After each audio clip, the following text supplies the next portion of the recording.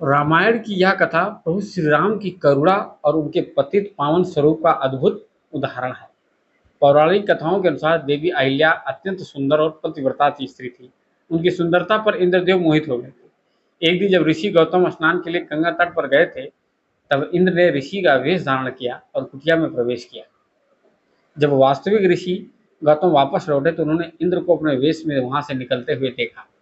क्रोधवश उन्होंने इंद्र को श्राप दिया और अपनी पत्नी अहिल्या को भी निर्दोष होते हुए भी छल का शिकार होने के कारण श्राप दे दिया। तुम पत्थर की शिला बन जाओ और इसी आश्रम में निराहार रहकर वर्षों तक कष्ट भोगो। जब अहिल्या ने क्षमा मांगी और अपनी निर्दोषता बताई, तब ऋषि गौतम का हृदय पसीजा। उन्होंने कहा कि त्रेता युग में जब भगवान विष्णु श्री राम के रूप में अवतार लेंगे, तब उनके चरणों के स्पर्श से तुम्हारा उद्धार होगा और तुम पुनः अपने वास्तविक स्वरूप को प्राप्त करोगे।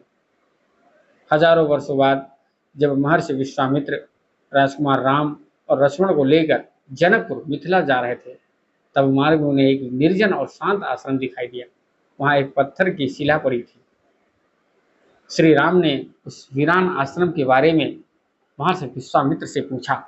विश्वामित्र अहिल्या के श्राप की कथा सुनाई और श्री राम से उस शिला को स्पर्श करने को कहा। जैसे ही प्रभु श्री राम के चरणों की धूल उस पत्थर की शिला पर पड़ी, वह शिला एक दिव्य और सुंदर स्त्री अहिल्या में परिवर्तित हो गई। अहिल्या ने भाव विभोर होकर प्रभु श्री राम की वंदना की। उन्होंने कहा कि यह श्राप वास्तव में उनके लिए वरदान बन गया, क्योंकि इसी बहाने उन्हें साक्षात ईश्वर के दर्शन प्राप्त हुए। अहिल्या उद्धार की यह कथा सिखाती है कि प्रभु श्री राम केवल राजा नहीं, बल्कि पतित पावन है, अर्थात वे गिरे हुए और शापित लोगों का भी कल्याण करने वाले हैं।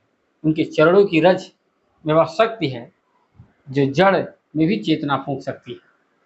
इसके पश्चात देवी अहिल्या शुद्ध होकर अपने पति गौतम ऋषि के लोक को प्रस्थान कर गई। जय जय सिया राम। पत्थर बनी अहिल्या और श्री राम के एक स्पर्श से हुआ चमत्कार। जब भगवान राम ने छुआ पत्थर और सामने आई एक स्त्री।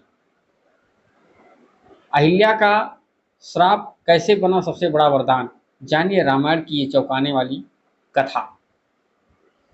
पतित पावन श्री राम एक स्पर्श जिसने बदल दी किस्मत। हजारों साल का श्राप खत्म बस राम के चरणों की धूल से। कभी कभी जीवन में जो सजा लगती है वही सबसे बड़ा आशीर्वाद बन जाती है। अहिल्या निर्दोष थी, फिर भी श्राप मिला, लेकिन उसी श्राप ने उन्हें भगवान श्री राम के दर्शन का